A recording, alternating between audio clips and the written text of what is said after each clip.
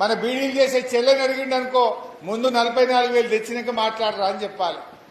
లేదా తాత దగ్గర పోయిండు అనుకో నువ్వేమన్నావు అవ్వకిత్తా తాతకిత్తా అన్నావు, నాకు ఇచ్చినావు కేసీఆర్ ఇచ్చిండు మరి అవ్వది తెచ్చినాకనే మాట్లాడరా అని చెప్పాలి. మాట్లాడలేదా ఇవన్నీ? అంత మోసం.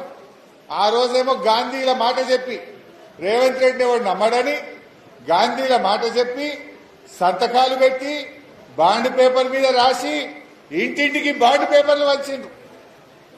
ఓ దిక్కు రేవంత్ రెడ్డి సంతకం, ఇంకో దిక్కు బట్టి విక్రమార్క సంతకం, చెరొక్క దిక్కు సంతకం పెట్టి బాండ్ పేపర్లు వంచి ఇవాళ 100 రోజుల్లో ఇస్తామని చెప్పి 700 రోజులైనా కూడా ఆ బాండ్ పేపర్ పత్త లేకుండా నీకింది. ఓ ఇక బట్టి విక్రమార్క అయితే తెగ చెప్పిండు భద్రంగా పెట్టుకొని బాండ్ పేపర్ 3 నెలలు దాచుకొని 3 నెలలు దాచుకుంటే అయిపోయి అన్నీ అయిపోతాయి. దీనికి మేము అసెంబ్లీలో చట్టబద్ధత తెస్తామన్నాడు రాహుల్ గాంధీ. మరి అడవే చట్టబద్ధత? మొదటి కేబినెట్ లోనే చట్టబద్ధత తెస్తామన్నారు, 30 కేబినెట్లు అయింది, చట్టబద్ధత లేదు, అసెంబ్లీలో పెట్టింది లేదు, బాండ్ పేపర్ గురించి మళ్ళీ రివ్యూ చేసింది లేదు. పెద్ద పెద్ద మాటలు మాట్లాడిన రాహుల్ గాంధీ పత్తకు లేకుండా వికిండిగా ఇటాంకలు వస్తే ఏడేవాడని నన్ను పట్టుకుంటాడేమో అడుగుతాడేమో, 4,000 పింఛనేమా, 15,000 రైతు బంధు ఎడవా, ఆడపిల్లల స్కూటీలు ఎక్కడవా, అవ్వతాత 4,000 పింఛన్ ఎక్కడవా అని ఎవడన్నా అడుగుతాడేమో అని రాహుల్ గాంధీ తెలంగాణ ముఖం కూడా చూస్తలేడు. మరి నువ్వు ఆనాడు నాది గ్యారంటీ అన్నావు కదా రాహుల్ గాంధీ.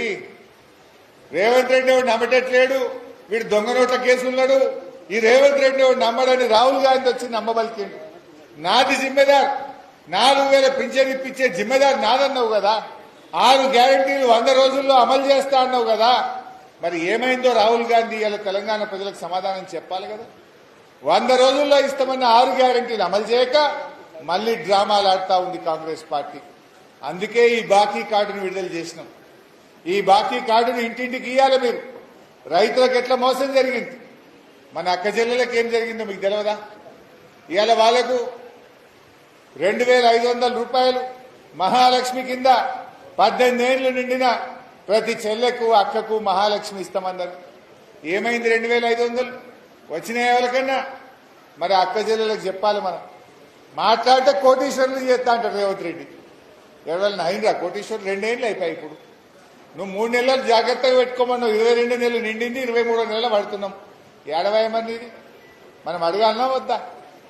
ఈ బాకీ కార్డును ప్రతి ఇంటికి చేయాలి.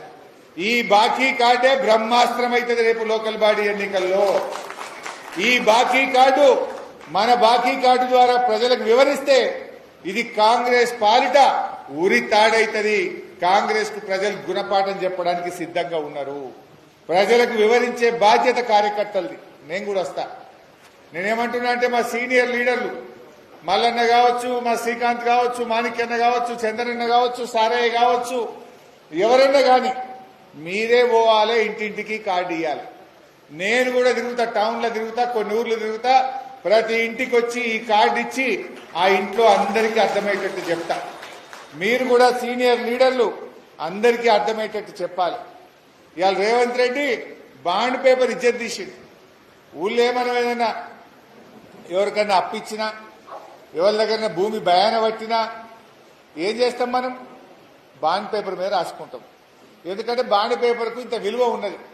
అది కోర్టుకు పోయినా చెల్తుంది, పోలీస్ స్టేషన్ పైన నడుస్తుంది. కులంలో పెద్ద మనుషుల దగ్గర కూర్చున్నా బాండ్ పేపర్ మీద రాసినావు ఈ అంటాం, మనం నడుస్తుంది.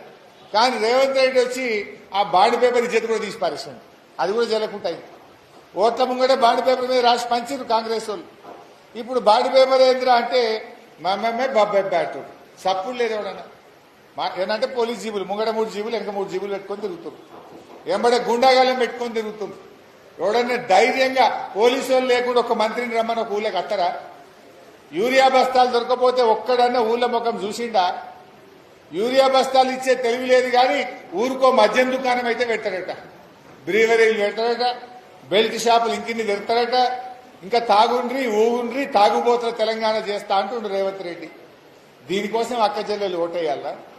అక్క చెల్లెలకు ఇచ్చిన ఒక్క మాటన్నా నిలబెట్టుకున్నావా? తులం బంగారం ఎడవా?